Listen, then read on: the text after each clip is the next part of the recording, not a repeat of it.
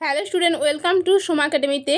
আজকের ভিডিওতে নিয়ে এসেছি জেনারেল নলেজ এবং জেনারেল স্টাডিজের প্র্যাকটিস সেট 5, যেখানে থাকছে প্রতিযোগিতামূলক পরীক্ষার জন্য একাধিক গুরুত্বপূর্ণ প্রশ্ন উত্তর। এই প্রশ্নগুলো ডাব্লিউবিপি, কেপি এছাড়াও বিভিন্ন প্রতিযোগিতামূলক পরীক্ষার জন্য অত্যন্ত গুরুত্বপূর্ণ। তোমরা অবশ্যই ভিডিওটি প্রথম থেকে শেষ পর্যন্ত দেখো এবং উত্তরগুলো দেওয়ার চেষ্টা করো। তাহলে চলো শুরু করা যাক। প্রথম প্রশ্ন রয়েছে, ভারতীয় সংবিধানের কোন ধারা অনুসারে পার্লামেন্টে বাজেট পেশ করতে হয়? ভারতীয় সংবিধানের কোন ধারা অনুসারে পার্লামেন্টে বাজেট পেশ করতে হয়? সঠিক উত্তরটি হলো অপশন সি, 112 নম্বর ধারা অনুযায়ী। সংবিধানের 112 নম্বর ধারা অনুযায়ী প্রতি অর্থবর্ষে কেন্দ্রীয় সরকার সংসদে বাজেট পেশ করে। পরের প্রশ্ন হলো, কোন ভিটামিনের অভাবে রাতকানা রোগ হয়? কোন ভিটামিনের অভাবে রাতকানা রোগ হয়? সঠিক উত্তরটি হলো অপশন এ, ভিটামিন এর অভাবে। ভিটামিন এর অভাবে নাইট ব্লাইন্ডনেস বা রাতকানা হয়। এছাড়াও চোখের কর্নিয়া শুকিয়ে যায়, যাকে জেরোফথ্যালমিয়া বলা হয়ে থাকে, এবং ভিটামিন এর রাসায়নিক নাম হলো রেটিনল। পরের প্রশ্ন হলো, তুঙ্গভদ্রা অভয়ারণ্য কোথায় অবস্থিত? তুঙ্গভদ্রা অভয়ারণ্য কোথায় অবস্থিত? সঠিক উত্তরটি হলো অপশন বি, কর্ণাটকে। তুঙ্গভদ্রা অভয়ারণ্য কর্ণাটকের বেল্লারি জেলায় অবস্থিত। এখানে বাঘ, চিতা, কুমির হলো প্রধান প্রাণী। পরের প্রশ্ন হলো, রাজ্যসভা সদস্যের কার্যকাল মেয়াদ কত বছর? রাজ্যসভা সদস্যের কার্যকাল মেয়াদ কত বছর? সঠিক উত্তরটি হলো অপশন সি, 6 বছর। রাজ্যসভার সদস্যদের মেয়াদ 6 বছর। প্রতি 2 বছর অন্তর 1/3 সদস্য অবসর নেন, সেখানে নতুন সদস্যরা প্রবেশ করেন। সুতরাং কক্ষটি কখনোই খালি হয় না, তাই এটিকে স্থায়ী কক্ষ বলা হয়। পরের প্রশ্ন হলো, ইউআরএল এর পুরো নাম কি? ইউআরএল এর পুরো নাম কি? সঠিক উত্তরটি হলো option B, uniform resource locator. URL একটি ওয়েব ঠিকানা হিসেবে কাজ করে, যা ইন্টারনেটে একটি নির্দিষ্ট সংস্থান, যেমন একটি ওয়েব পৃষ্ঠা, ছবি বা নথির অবস্থান চিহ্নিত করে। পরের প্রশ্ন হলো, পৃথিবীর উচ্চতম পর্বতশ্রেণী কোনটি? পৃথিবীর উচ্চতম পর্বতশ্রেণী কোনটি? সঠিক উত্তরটি হলো অপশন বি, হিমালয়। এই পর্বতমালায় বিশ্বের সর্বোচ্চ শৃঙ্গ মাউন্ট এভারেস্ট অবস্থিত, যার উচ্চতা প্রায় 8,848 মিটার। পরের প্রশ্ন হলো, ভারতের দীর্ঘতম বাঁধের নাম কি? ভারতের দীর্ঘতম বাঁধের নাম কি? সঠিক উত্তরটি হলো অপশন সি, হীরাকুদ বাঁধ। হীরাকুদ প্রকল্পের নির্মাণ কাজ শুরু হয় 1948 সালে। হীরাকুদ বাঁধ ওড়িশাতে অবস্থিত। এটি বিশ্বের দীর্ঘতম বাঁধ। পণ্ডিত জওহরলাল নেহেরু এটিকে আধুনিক ভারতের মন্দির বলেও অভিহিত করেছেন। পরের প্রশ্ন হলো, ভারতের দীর্ঘতম খাল কোনটি? ভারতের দীর্ঘতম খাল কোনটি? সঠিক উত্তরটি হলো অপশন সি, ইন্দিরা গান্ধী ক্যানেল। এটি আগে রাজস্থান খাল নামেও পরিচিত ছিল এবং পাঞ্জাবের হরিকে ব্যারেজ থেকে শুরু হয়ে রাজস্থানের থর মরুভূমি পর্যন্ত বিস্তৃত। এর দৈর্ঘ্য প্রায় 650 কিমি। পরের প্রশ্ন হলো, কোন বছর বিধবা বিবাহ আইন পাস হয়? কোন বছর বিধবা বিবাহ আইন পাস হয়? সঠিক উত্তরটি হলো অপশন সি, 1856 সালে। ঈশ্বরচন্দ্র বিদ্যাসাগরের উদ্যোগে 1856 সালে হিন্দু বিধবা পুনর্বিবাহ আইন পাস হয়। পরের প্রশ্ন হলো, স্বাধীন ভারতের প্রথম এবং শেষ ভারতীয় গভর্নর জেনারেল কে ছিলেন? স্বাধীন ভারতের প্রথম এবং শেষ ভারতীয় গভর্নর জেনারেল কে ছিলেন? সঠিক উত্তরটি হলো অপশন এ, চক্রবর্তী রাজা গোপালচারী, যিনি রাজাজি নামেও পরিচিত। তিনি 1948 থেকে 1950 সালের 26শে জানুয়ারি পর্যন্ত স্বাধীন ভারতের প্রথম এবং শেষ ভারতীয় গভর্নর জেনারেল ছিলেন। 26শে জানুয়ারি 1950 সালে ভারত একটি প্রজাতন্ত্রে পরিণত হওয়ার পর গভর্নর জেনারেল পদটি বিলুপ্ত হয়। পরের প্রশ্ন হলো, প্যারীচাঁদ মিত্রের ছদ্মনাম কি? প্যারীচাঁদ মিত্রের ছদ্মনাম কি? সঠিক উত্তরটি হলো অপশন এ টেকচাঁদ ঠাকুর। তিনি বাংলা সাহিত্যের প্রথম ঔপন্যাসিকদের একজন এবং তার লেখা উপন্যাস আলালের ঘরের দুলাল বাংলা সাহিত্যে একটি গুরুত্বপূর্ণ ভূমিকা পালন করেছে। পরের প্রশ্ন হলো দেহের সবচেয়ে বড় স্নায়ু কোনটি? দেহের সবচেয়ে বড় স্নায়ু কোনটি? সঠিক উত্তরটি হলো option A sciatic nerve. Sciatic স্নায়ু মানবদেহের দীর্ঘতম এবং বৃহত্তম স্নায়ু, যা কোমর থেকে শুরু হয়ে নিতম্বর হয়ে পায়ের পাতা পর্যন্ত বিস্তৃত। এটি একটি একক স্নায়ু নয়, বরং 5টি স্নায়ু শিকড়ের একটি গুচ্ছ এবং ভেগাস নার্ভ হলো এক বৃহত্তম ক্র্যানিয়াল নার্ভ, তবে এটি সবচেয়ে লম্বা নয়। পরের প্রশ্ন হলো গদর পার্টি কে প্রতিষ্ঠা করেন? গদর পার্টি কে প্রতিষ্ঠা করেন? সঠিক উত্তরটি হলো অপশন সি লালা হরদওয়াল। 1913 সালে আমেরিকান সান ফ্রান্সিসকোতে লালা হরদওয়াল গদর পার্টি প্রতিষ্ঠা করেন। পরের প্রশ্ন হলো কে সরকারি উপাধি গ্রহণ করেন? কে সরকারি উপাধি গ্রহণ করেন? সঠিক উত্তরটি হলো অপশন বি গুপ্ত সম্রাট দ্বিতীয় চন্দ্রগুপ্ত। গুপ্ত যুগে দ্বিতীয় চন্দ্রগুপ্ত বিক্রমাদিত্য এবং সরকারি উপাধি গ্রহণ করেছিলেন। পরের প্রশ্ন হলো কোন সালে ভারতের রাজধানী কলকাতা থেকে দিল্লিতে স্থানান্তরিত হয়েছিল? কোন সালে ভারতের রাজধানী কলকাতা থেকে দিল্লিতে স্থানান্তরিত হয়েছিল? সঠিক উত্তরটি হলো অপশন বি 1911 সালে। 1911 সালে দিল্লি দরবারে রাজধানী কলকাতা থেকে দিল্লিতে স্থানান্তর করার ঘোষণা হয়। এই স্থানান্তরের ঘোষণা ব্রিটিশ রাজা পঞ্চম জর্জ 1911 সালে 12ই ডিসেম্বর এক দরবারে সময় দিয়েছিলেন। পরের প্রশ্ন হলো ভারতের জাতীয় কংগ্রেসের প্রথম অধিবেশনে সভাপতি কে ছিলেন? ভারতের জাতীয় কংগ্রেসের প্রথম অধিবেশনে সভাপতি কে ছিলেন? সঠিক উত্তরটি হলো অপশন বি উমেশ চন্দ্র ব্যানার্জি। 1885 সালে বোম্বাইতে কংগ্রেসের প্রথম অধিবেশনে সভাপতি ছিলেন উমেশ চন্দ্র ব্যানার্জি। পরের প্রশ্ন হলো গান্ধীজির ভারতে গণ আন্দোলনের প্রথম অভিজ্ঞতা কোথায় হয়েছিল? গান্ধীজির ভারতে গণ আন্দোলনের প্রথম অভিজ্ঞতা কোথায় হয়েছিল?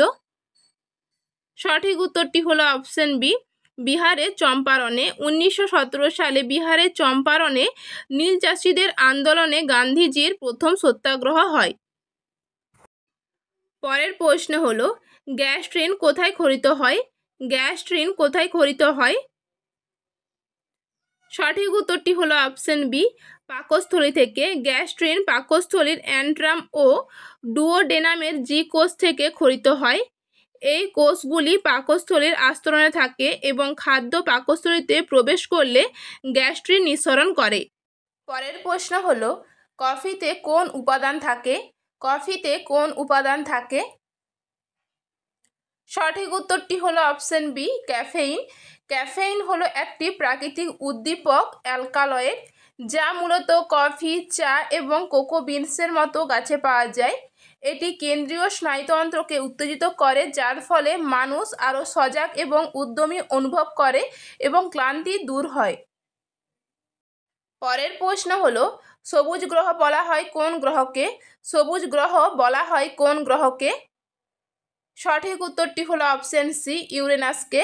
ইউরেনাসের বায়ুমণ্ডলে প্রচুর পরিমাণে মিথেন গ্যাস উপস্থিত থাকায় এটিকে সবুজ রঙের দেখায়, তাই ইউরেনাসকে সবুজ গ্রহ বলা হয় এবং এটি সৌরজগতের তৃতীয় বৃহত্তম গ্রহ।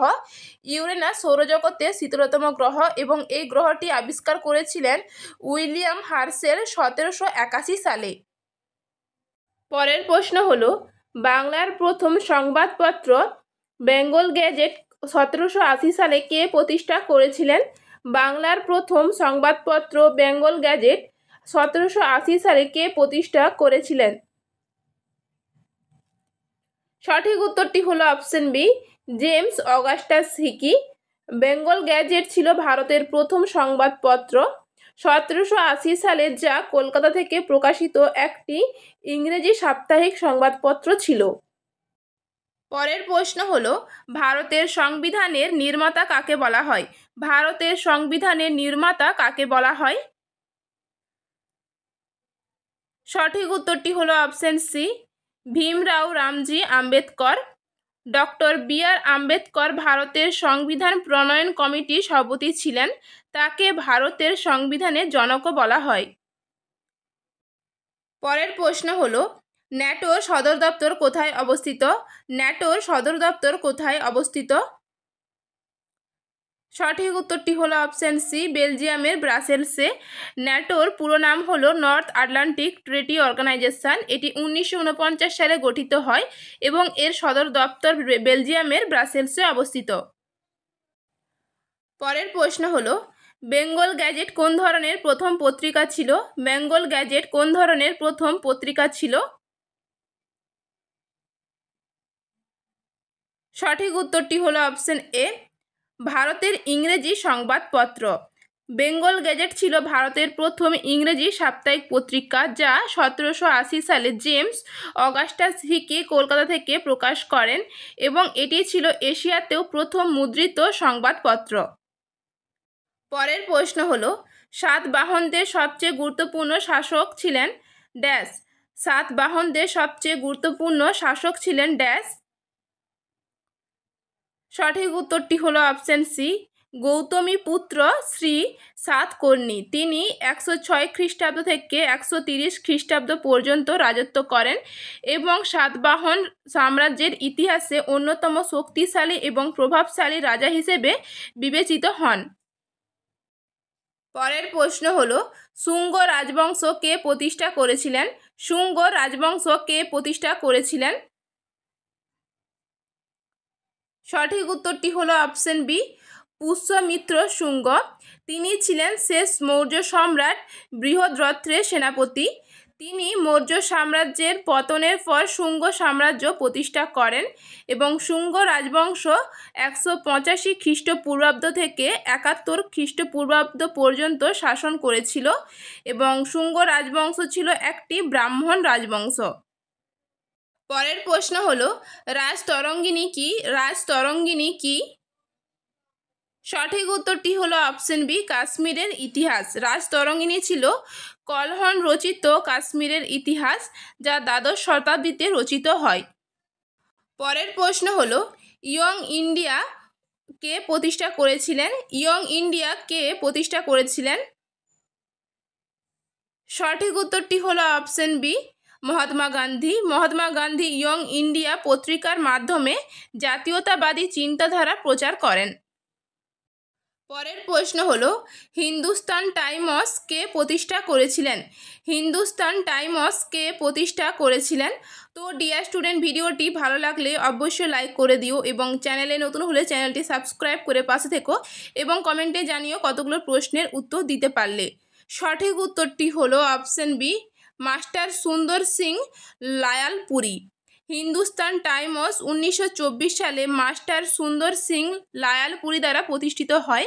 মহাত্মা গান্ধী পত্রিকাটির উদ্বোধনী অনুষ্ঠানে যোগ দেন এবং দেবদাস গান্ধী পরে এর সম্পাদক হন। পরের প্রশ্ন হলো, কুষাণ রাজবংশ কে প্রতিষ্ঠা করেন? কুষাণ রাজবংশ কে প্রতিষ্ঠা করেন? সঠিক উত্তরটি হলো অপশন ডি, কুজুল কথফিসেস এবং দ্বিতীয় কুষাণ রাজবংশ প্রতিষ্ঠা করেন কনিষ্ক।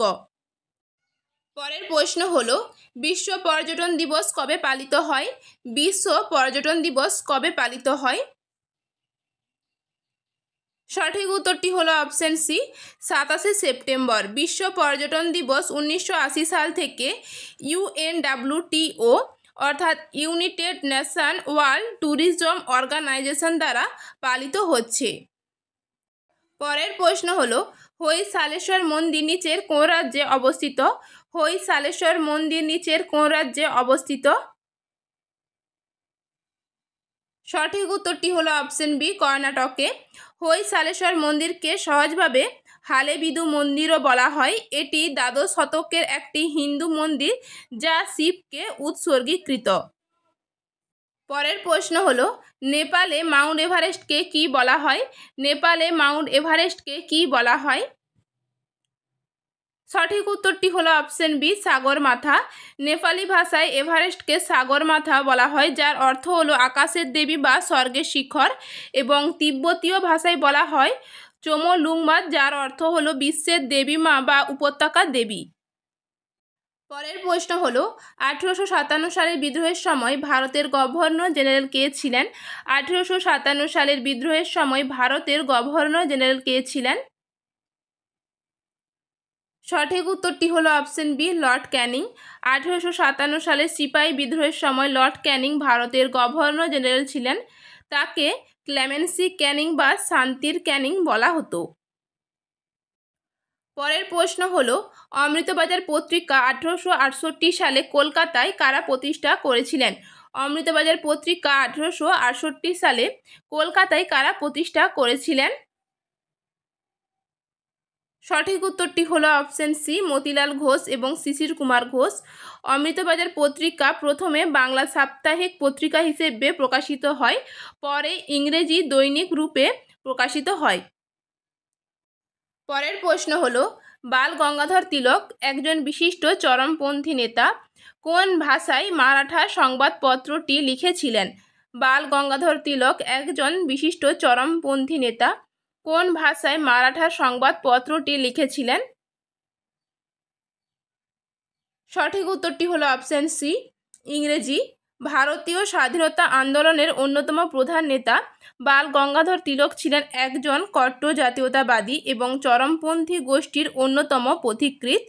তিলক দুটি সংবাদপত্র সম্পাদনা করেছিলেন, কেশরী মারাঠিতে প্রকাশিত এবং মারাঠা ইংরেজিতে প্রকাশিত। পরের প্রশ্ন হলো পঞ্চতন্ত্র কে লিখেছেন? পঞ্চতন্ত্র কে লিখেছেন? সঠিক উত্তরটি হলো অপশন বি, বিষ্ণু শর্মা। পঞ্চতন্ত্র প্রাচীন ভারতীয় আন্তঃসম্পর্কিত প্রাণী উপকথার সংগ্রহ, যা মূলত সংস্কৃত ভাষায় রচিত হয়েছিল। পরের প্রশ্ন হলো সুভাষচন্দ্র বসু কোথায় আজাদ হিন্দ ফৌজ প্রতিষ্ঠা করেছিলেন? সুভাষচন্দ্র বসু কোথায় আজাদ হিন্দ ফৌজ প্রতিষ্ঠা করেছিলেন? সঠিক উত্তরটি হলো অপশন সি, সিঙ্গাপুরে। সুভাষচন্দ্র বসু 1943 সালে সিঙ্গাপুরে আজাদ হিন্দ ফৌজ গঠন করেন এবং দিল্লি চলো স্লোগান দেন। পরের প্রশ্ন হলো গণপরিষদের স্থায়ী চেয়ারম্যান কে ছিলেন? গণপরিষদের স্থায়ী চেয়ারম্যান কে ছিলেন? সঠিক উত্তরটি হলো option B, doctor Rajendra Prasad. ভারতের গণপরিষদের প্রথম অস্থায়ী সভাপতি ছিলেন ডক্টর সচ্চিদানন্দ সিনহা এবং স্থায়ী সভাপতি ছিলেন ডক্টর রাজেন্দ্র প্রসাদ। পরের প্রশ্ন এবং আজকে শেষ প্রশ্ন এবং তোমাদের জন্য হোম টাস্ক রইল। সরকারের সাম্প্রতিক জিএসটি সংস্কারের অধীনে কোন দুটি দুগ্ধজাত পণ্যকে জিএসটি থেকে সম্পূর্ণরূপে অব্যাহতি দেওয়া হয়েছে? সরকারের সাম্প্রতিক জিএসটি সংস্কারের অধীনে কোন দুটি দুগ্ধজাত পণ্যকে জিএসটি থেকে সম্পূর্ণরূপে অব্যাহতি দেওয়া হয়েছে? তোমরা অপশানগুলো দেখো এবং কমেন্টে উত্তরটি দিও। তো ডিয়ার স্টুডেন্ট, এই ছিল আজকের প্র্যাকটিস সেট 5। তোমাদের ভিডিওটি কেমন লাগলো অবশ্যই কমেন্ট করে জানিও। ভিডিওটি ভালো লাগলে অবশ্যই লাইক, শেয়ার এবং চ্যানেলে নতুন হলে চ্যানেলটি সাবস্ক্রাইব করে পাশে থেকো। তোমাদের কোন টপিকের ওপর ভিডিও চাই অবশ্যই কমেন্ট করো। আবারও দেখা হবে পরের ভিডিওতে।